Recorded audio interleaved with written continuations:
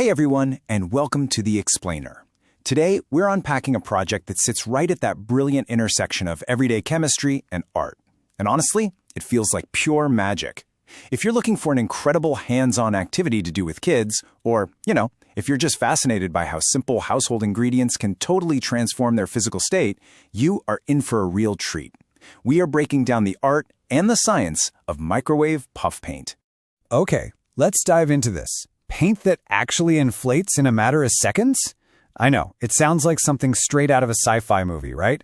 But it's totally real and it is remarkably simple. We're talking about a completely tactile, incredibly fun family activity that lets you explore some truly amazing textures.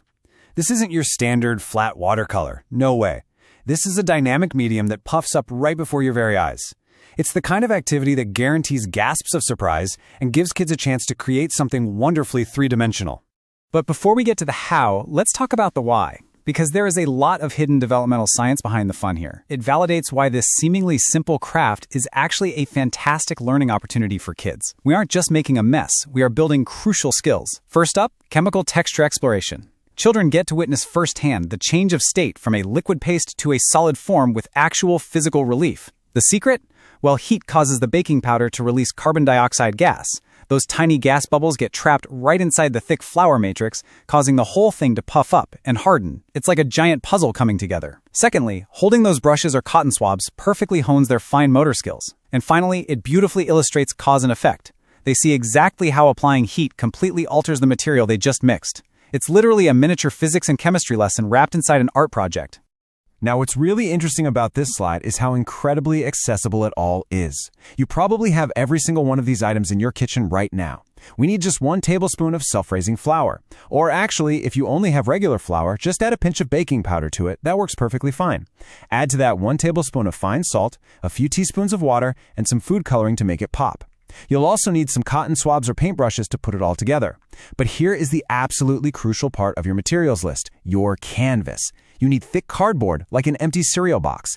And this is key, it must be cut into small squares. Why? Because those little canvases have to fit easily inside your microwave to undergo their big transformation.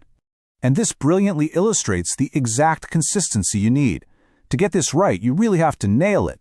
Keep the visual of Greek yogurt in your mind's eye. When you're mixing your flour, salt, baking powder, and water, you cannot let it get too runny. You want to add your water very gradually, stirring continuously until your mixture is thick, rich, and slightly heavy on the spoon, just like a good scoop of Greek yogurt. If it's too thin, it simply won't puff up correctly, and you'll miss out on that trapped gas reaction we just talked about.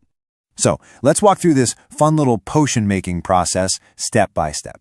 First, mix your dry ingredients, the flour, the salt, and the baking powder, in a small bowl. Next, carefully add that water to reach our perfect Greek yogurt consistency. Then comes the really fun part, dividing this fantastic thick paste into several smaller bowls and adding your food coloring. Go ahead and mix up a batch of brilliant reds, blues, and yellows. Finally, it's time for the application. Grab your cotton swab or paintbrush and create your masterpiece on the cardboard. But here's the trick, guys. You want to make a loaded drawing. Do not paint thin, flat strokes. Globs, thick lines, and heavily loaded drops of paint on the cardboard will create the absolute best final 3D effect. Really pile it on. Let's move to and see how this builds. Now for the magic number, 25. Once your loaded masterpiece is painted onto the cardboard, it goes straight into the microwave.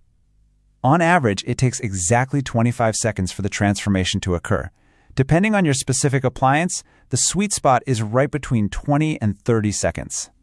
In less than half a minute, you are going to witness a complete structural change. However, we need to pause right here for a very important safety alert. Because we are using an appliance that generates intense heat, adult supervision is absolutely crucial. An adult must be the one to operate the microwave. And more importantly, an adult must be the one to carefully remove the hot cardboard canvas once the 25 seconds are up. That cardboard is going to come out quite hot, and we absolutely must protect those little hands. So parents and educators, please make sure you take the lead on this specific step. So, the crucial point is the grand reveal. After those 25 seconds, the heat interacts with the baking powder, and the drawing literally comes to life. What went into the microwave as a wet, flat paste inflates and solidifies into a spongy 3D masterpiece. It is puffy, It is solid, and it is ready to be touched and explored once it cools for just a moment. It's an incredibly rewarding, tactile experience that kids absolutely love to run their fingers over. It's science, it's art, and it's a sensory delight all rolled into one quick project. Which leaves us with just one final thought. What textures and shapes will you create together today?